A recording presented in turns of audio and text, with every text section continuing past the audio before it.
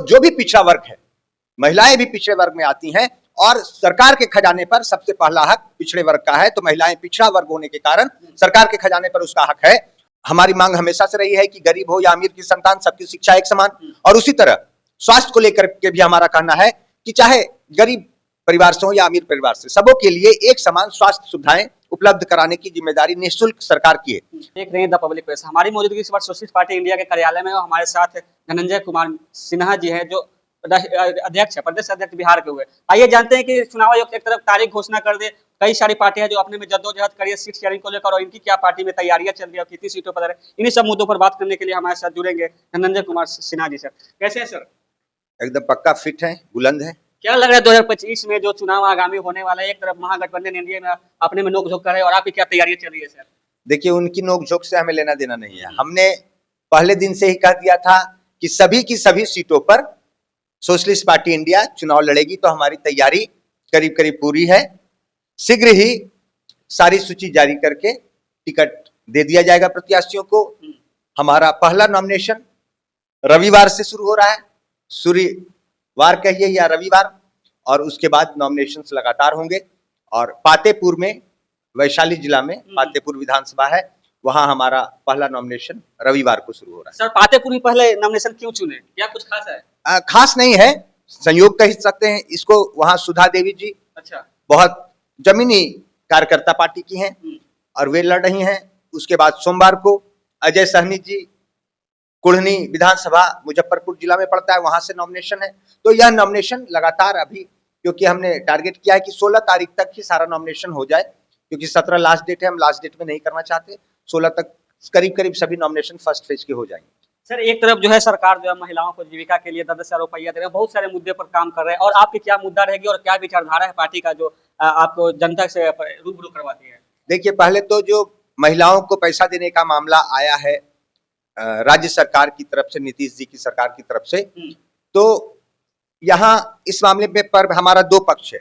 पहला पक्ष तो यह है कि महिलाएं हमारे समाज में आज भी कई दृष्टिकोण से, सामाजिक, आर्थिक, शैक्षणिक दृष्टिकोण से पिछड़ापन महिलाओं में है। अगर हम पुरुष वर्ग, महिला वर्ग की बात करें तो महिला वर्ग निश्चित तौर पर सदियों से रहा और अब भी थोड़ा सुधार होने के बावजूद पिछड़ापन महिलाओं में है, और उसे सहायताएं सरकार के खजाने से मिलनी चाहिए। जो मिला है यह और पहले मिलना चाहिए था, जो मिला है वह कम है, इतना पर्याप्त नहीं है, और ज्यादा मिलना चाहिए था। लेकिन जो समय देने का है, जो राज्य सरकार ने देने के लिए समय चुना, चुनाव आचार संहिता लागू होने से ठीक पूर्व, तो सरकार की मंशा इसके प्रति ठीक नहीं थी। इसका मतलब सरकार देना नहीं चाहती थी, मजबूरी में सरकार ने दिया। जब चुनाव आ गया, महिलाओं के वोट को खरीदने के ख्याल से, महिलाओं को वोट को अपने पक्ष में ख्याल से, सिर्फ वोट को ध्यान में रखकर दिया, कर्तव्य को ध्यान में नहीं रखकर दिया, और महिलाओं के अधिकार को ध्यान में रखकर नहीं दिया। जब अपनी जरूरत पड़ी, जब अपने हाथ जोड़ने की जरूरत पड़ी, तब दिया। यह ठीक नहीं है। ऐसी मंशा राजनीति में, समाज में, और कम से कम महिलाओं के लिए ऐसी मंशा यह ठीक नहीं है। यह पहले होना चाहिए था और ज्यादा होना चाहिए था। सर आप एक तरफ सरकार की मंशा पर बात उठा रहे हो, वो तो बोले कि महिलाओं को स्वरोजगार करने के लिए दिया जा रहा है। हाँ ठीक है ना, स्वरोजगार करने के लिए चुनाव आयोग, चुनाव आचार संहिता लागू होने से 5 दिन पहले, सप्ताह भर पहले क्यों? आपको यह 3 साल पहले देना चाहिए था। आपको यह 3 महीना, 6 महीना, 1 साल पहले देना चाहिए था। आपने नहीं दिया।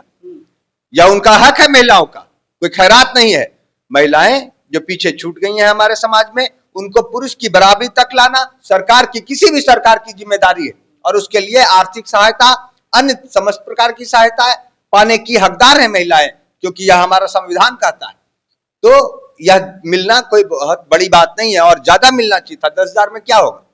मैं मांग करता हूं कि प्रत्येक महिलाओं को 1-1 लाख रुपया मिलना चाहिए था, और अभी नहीं, चुनाव आचार संहिता लागू होने से 4 दिन, 6 दिन पहले नहीं, बल्कि 3 साल पहले मिलना चाहिए था। लेकिन सरकार की नीयत सिर्फ वोट पर टिकी है, और महिलाओं को अपने तरफ पक्ष में वोट लेने के लिए उन्होंने, क्योंकि आज भी हमारे महिलाओं समझ के दृष्टिकोण से ग्रामीण इलाकों में महिलाओं को अपना हक नहीं पता है। उन्हें नहीं पता है कि सरकार के खजाने पे पहला हक उनका है। तो सरकार भरमाती है, सरकार वोट के लिए अपनी रणनीति चल रही है। सर एक तरफ बिहार में बड़ी बड़ी पार्टियां हैं जो अनेकों वादे कर रहे हैं, और सोशलिस्ट पार्टी की क्या मुद्दा रहेगी और किन बातों को लेकर जनता के बीच जा रहे हैं? सोशलिस्ट पार्टी तो समान शिक्षा प्रणाली को लेकर और कोई गरीब को ये ना लगे कि उसके परिवार में कोई बीमार हो गया तो गरीब होने के कारण वह इलाज और सुविधाओं से, स्वास्थ्य सुविधाओं से वंचित रह गया या कम स्तर की स्वास्थ्य सुविधाओं को पा सका। ऐसा नहीं होना चाहिए कि सरकारी हॉस्पिटल गए जैसे तैसे दिखाए, ये नहीं होना चाहिए।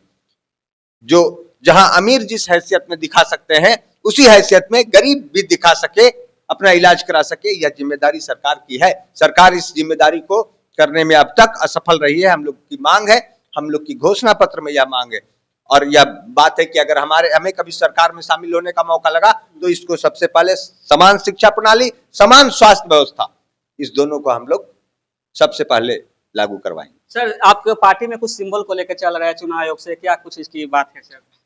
देखिए, चुनाव आयोग ने जो भी मांगा था, पुनः प्रश्न किया था, हम लोगों से कुछ कागजात मांगे थे, ऑडिट रिपोर्ट्स मांगे थे 3 साल के, हम लोगों ने समय पर दे दिए। बावजूद इसके कल तक उन्होंने कहा है कि 1 से 2 दिन में दे देंगे। असली बात यह है कि चुनाव आयोग निश्चित तौर पर, आप सभी जानते हैं कि खबरें भी आती रहती हैं कि भाजपा के दबाव में तो चलती ही चलती है और हम सोशलिस्ट पार्टी एक इस श्राप को भी झेल रहे हैं कि चाहे सत्ता पक्ष हो या विपक्ष या हमसे ही निकली समाजवादी पार्टियां, सब जो हैं सोशलिस्ट पार्टी से निकली समाजवादी पार्टियां, वे नहीं चाहती कि समाजवादी सोशलिस्ट पार्टी इंडिया आगे आए। वो चाहती हैं यह निष्क्रिय पड़ी रहे। उन्हें पता है कि हमारे जो संस्थापक जेपी ने जब नेतृत्व किया 1974 में आंदोलन का और वह फिर देश भर में फैला और इंदिरा गांधी की सरकार जो लौह महिला कही जाती थी, 3 साल में 1977 में सरकार पूरी की पूरी पलट गई।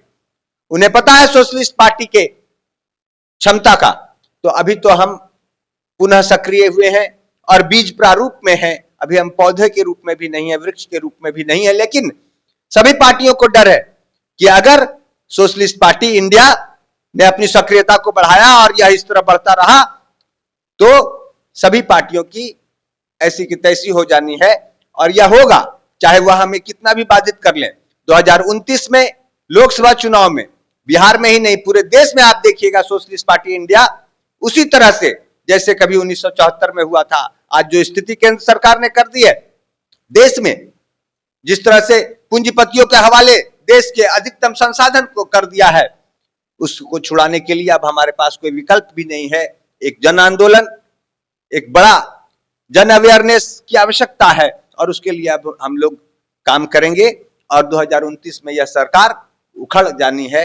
आप निश्चित रहिए, इसमें सोशलिस्ट पार्टी इंडिया बड़ी भूमिका का निर्वाह करेगी और अभी हम लोग सभी की सभी सीटों पर बिहार में चुनाव लड़ाने। सर, एक आखिरी सवाल रहेगा, बिहार में पलायन को लेकर बहुत बातें होती है, सभी पार्टी अलग अलग दावा करती है, इसमें आपका क्या रोल रहेगा सर?